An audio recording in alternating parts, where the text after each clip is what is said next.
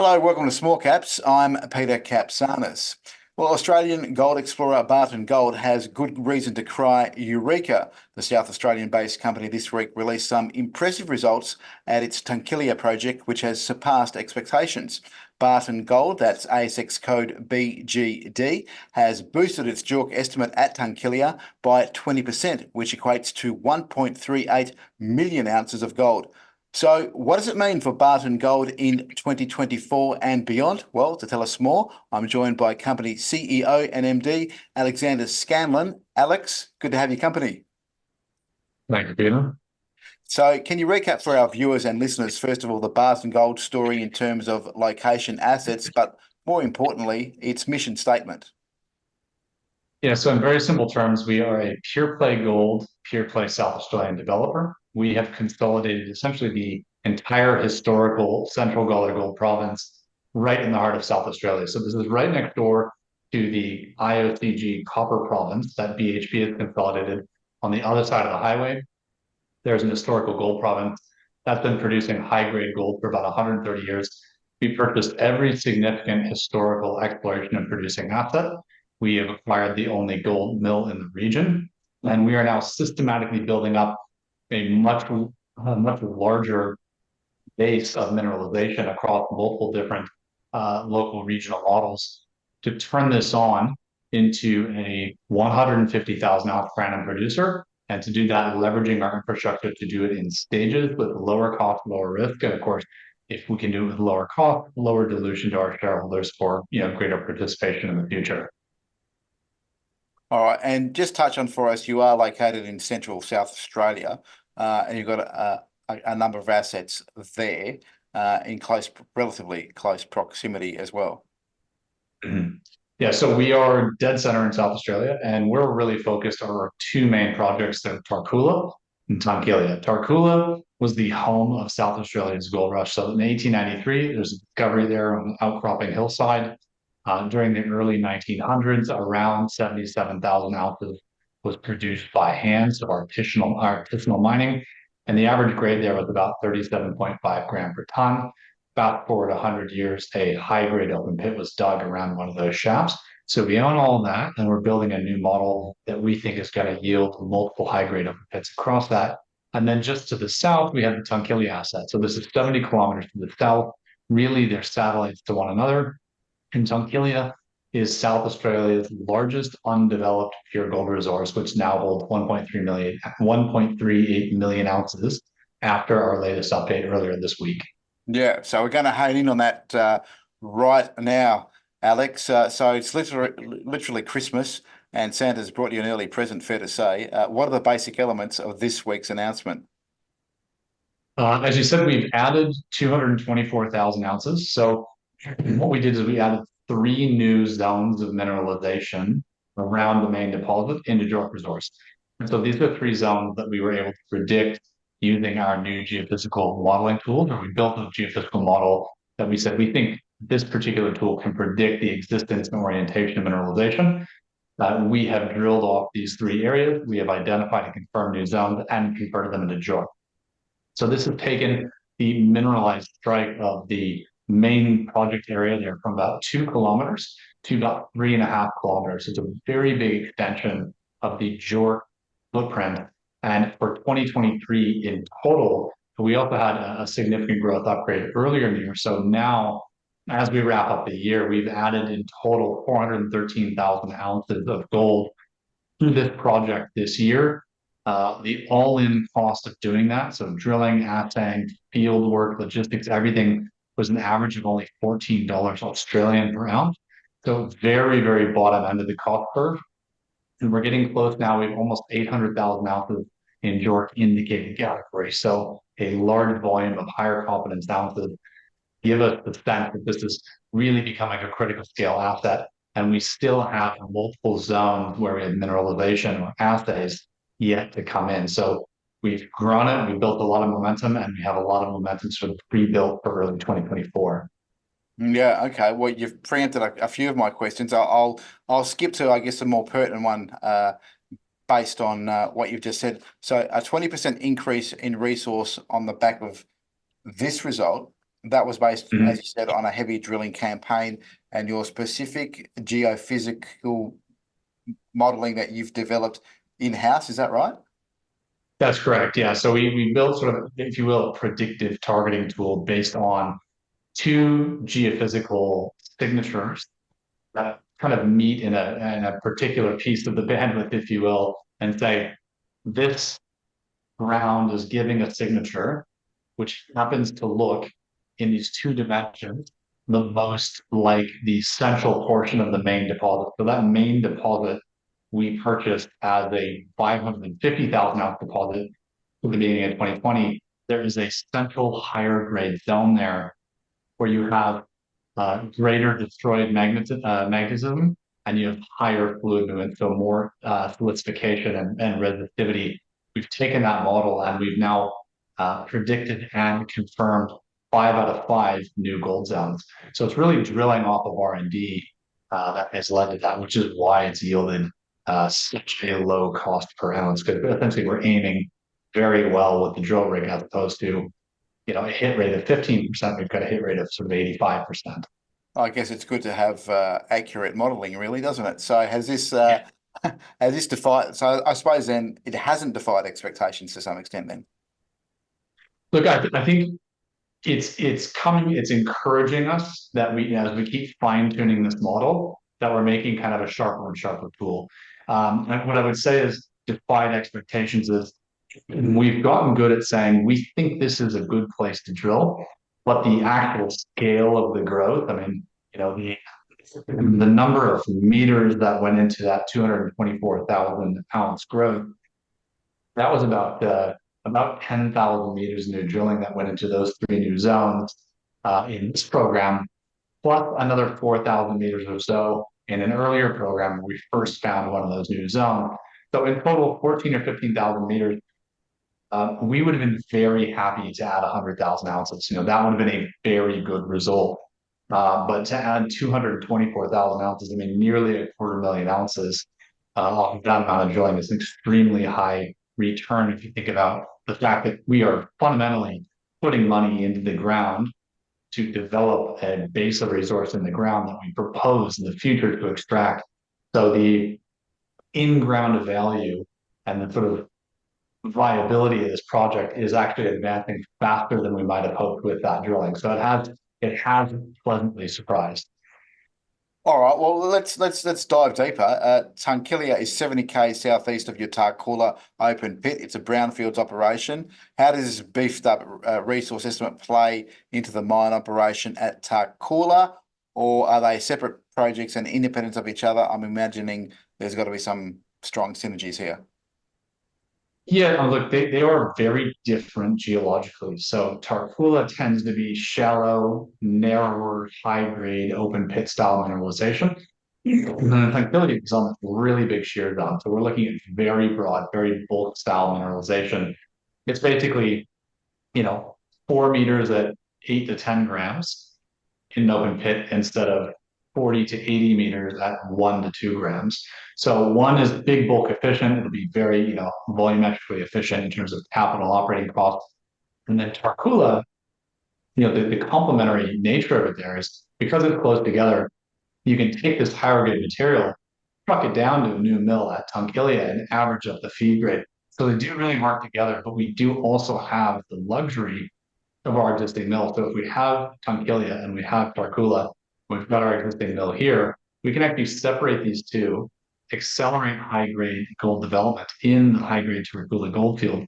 And if we bring forward high-grade mineralization there, we can actually put that through our mill because we have a fully permitted mining lease at Tarcoola. We have a fully licensed mill. We have proven logistics, proven infrastructure, proven metallurgy. During 2017 and 2018, that pit was putting 3.8 gram per ton gold ore through that mill and running at about 93 or 94% recoveries. So the very attractive option is sort of separate the two, create a stage 1 operation and use that as a step ladder to then fund ourselves into Tunkillia expansion exercise while we're already a cash flowing producer. We've already re-rated in the market.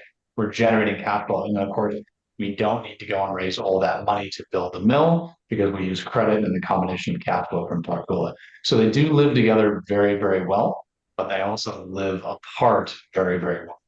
All right. Well, this increased resource, Alex, coupled with a healthy spot price for gold at the moment, what are the wider implications as a result for the business moving forward? Well, look, so I mean, one of the key updates here is that we've seen now about 800,000, 794,000 ounces to be exact, has moved into the indicated category. So indicated, we obviously go and do a full feasibility study. That is material that's eligible to potentially move into a probable reserve. So we've got now confirmation of a higher grade zone in the middle. We now know about 80% of the mineralization is within 200 meters of surface. We also know that we have this sort of super G zone that runs the full length of the deposit, starting from around 30 to 35 meters depth. And that's 5 to 25 meters deep, and 5 to 25 meters thick. And it's got 270,000 ounces in it as well. So the development geometry is getting interesting. So next steps for us is actually to start looking at, okay, let's, one, we'll keep growing it. We've got 8,000 meters of drilling results coming out that we hope will turn Area 51, that satellite, into New JORC resource. Then we hope will unlock what we think could be a very interesting target just to the south, and maybe create a whole nother base of mineralization there. But we'll start moving this into a preliminary economic analysis during the first half of 2024. Let's start to get an understanding and share with the market an idea of what does it look like when you build it? What is the capital cost? What are the operating costs? And then we'll keep scaling it there as we roll into formal feasibility studies going through, the end of 2024 and into 2025 and start, getting ourselves on a development pathway. All right. So your path towards the feasibility, does this JORC estimate then transform in any way or fast track your aspiration to move from explorer to miner at Tunkillia in any way? Well, I mean, scale is really key. We are going for big, bulk open pits. So the more big you have, the more viable that proposition is. So the addition of those ounces, and particularly shifting some of the earlier inferred ounces into the indicated category, the average indicated component of the deposit is about 60%. So as we continue to grow it, if we can keep maintaining that relatively high indicated ratio, that gives us a much, much stronger baseline to go and think, now let's look at the economics of this and start planning for it. So it just makes the platform broader and stronger. Yeah, you mentioned that you had two successful drilling campaigns. Just curious as to the length, the duration of the latest round of drilling, which resulted in the JORC we're talking about today. So that was really quick, actually. And I tip my hat to our geology team and our exploration team. We were at one point juggling 4 drilling rigs in the field, so 25 people, close to 30 people in field. We mobilized the first rig for this program at the beginning of September, and we had published a JORC resource on the 11th of December. So from mobilization of the rigs to drilling to assaying, expedited assaying of the 3 sort of growth areas that we've added to JORC, doing all of the modeling and analysis, which takes about a month to do, and then publishing that. To do that in 14 or 15 weeks is an extraordinarily fast turnaround from sort of mobilization to resource. So again, we really kind of salute our very good geo team for doing that. But I think it is sort of the reward of all of this careful planning. We had a pretty good idea of what we were expecting, and when that was validated, it allowed us to model it more efficiently, more quickly. But that is the second very intense program we've run in the past 12 months. We have still 4,000 meters of RC and diamond assays outstanding on Area 51.